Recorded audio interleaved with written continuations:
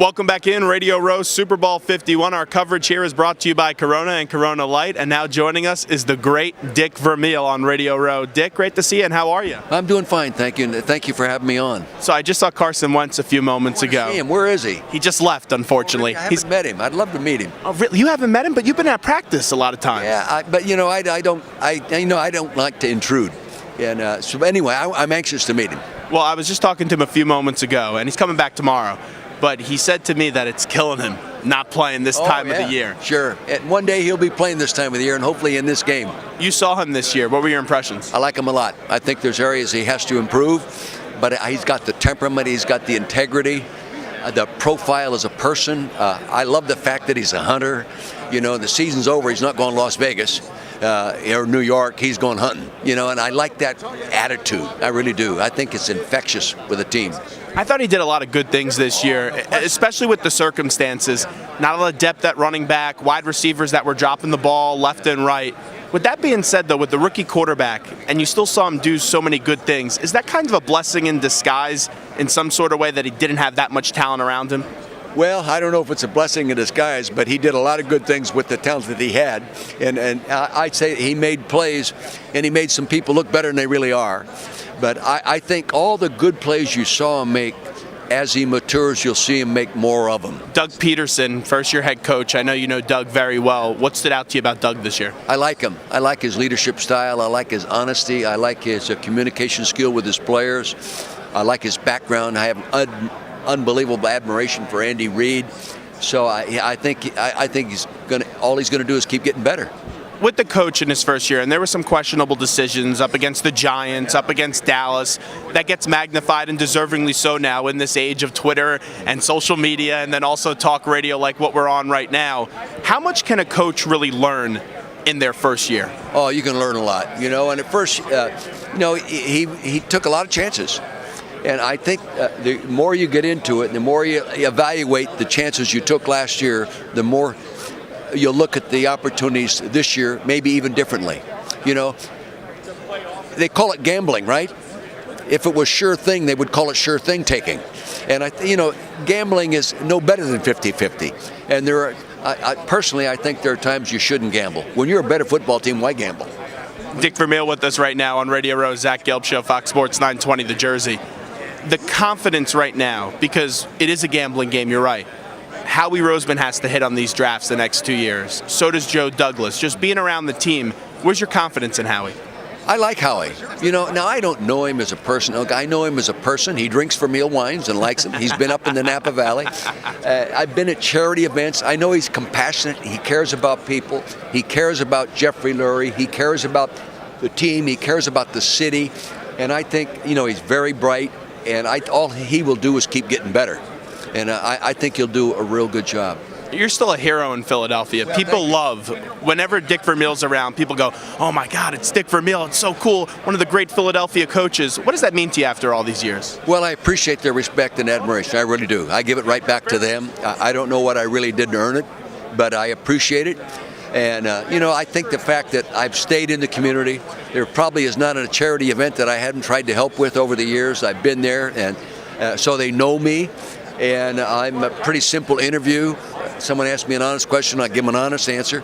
And I think I connected that way, and I'm in the community. So anyway, I respect very much my position, and I don't abuse it. You built a lot in Philadelphia. You got them to a Super Bowl. I know it didn't go how you wanted it to, because everyone in Philadelphia still wants that Lombardi trophy. But the building foundation and your philosophy, take me through your philosophy on building up a team. Well, the first thing players got to know you care. If they know you really care, even though they'll bitch and moan when you're working them harder than hell like I did, in pads every day and contact every day and drill. If they know you care, they'll hang with you. And then you better be a good example yourself.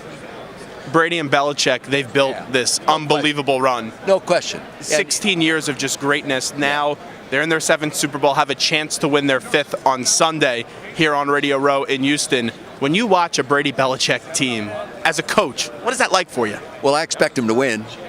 I look at them because of what they are and what they've done.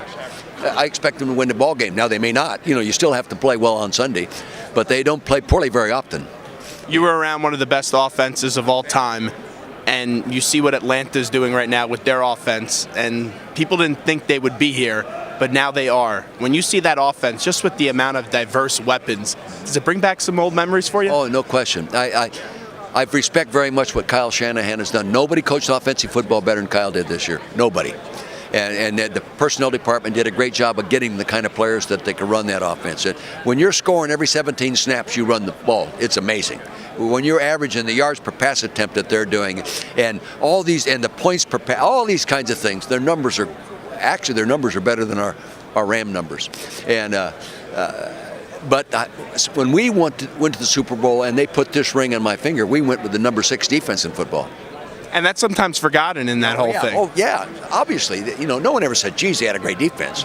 But our defense won the Super Bowl, not our offense. DeMarco Farr was on that defense, right? You bet he was. You bet.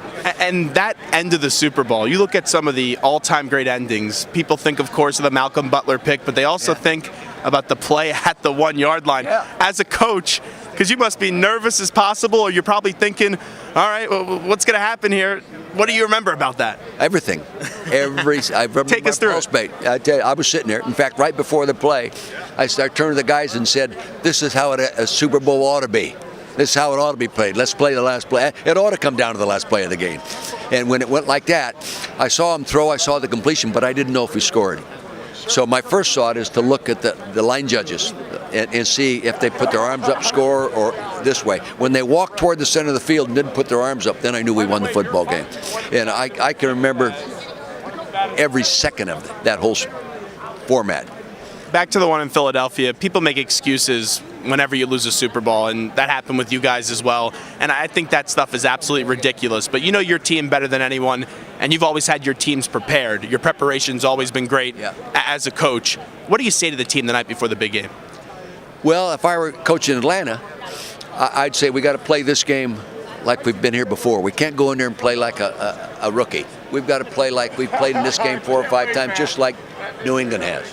We can't be so excited, so Super Bowl in awe that we play like a young team. You got to act like a champion before you can be a champion. You got to play like a champion before you can be a champion. So let's find out. Who do you like to win? Oh, I think New England will beat them. New England's the best team. Now, whether they'll beat them or not, I don't know. But New England's the better football team. And before we let you run, always have the wines coming here. Ever since I've been in 10th grade, and now I'm 22 years old getting paid to do this, I can actually drink that wine and do it legally. You'll like it. We have a special on our prop red. You can get this in the state stores in Philadelphia. Oh, okay. But there's prop red right now. If they Google Vermeil wines and use the code 342, they can get 3 bottles of wine for the price of 2. And if they do that right away, then they can drink all 3 bottles Super Bowl Sunday. Yeah. The people tell me here at Vermeil Wines it's a $48 saving. Yeah. That is some good stuff, and you got to get some good wine. And you know what? On Sunday, if you're a Patriot fan or a Falcon fan, you're going to need that wine either way. Either way, to cheer with or to be sorry with. Yeah. Coach, we appreciate it. Great to see you. Yeah, thank you.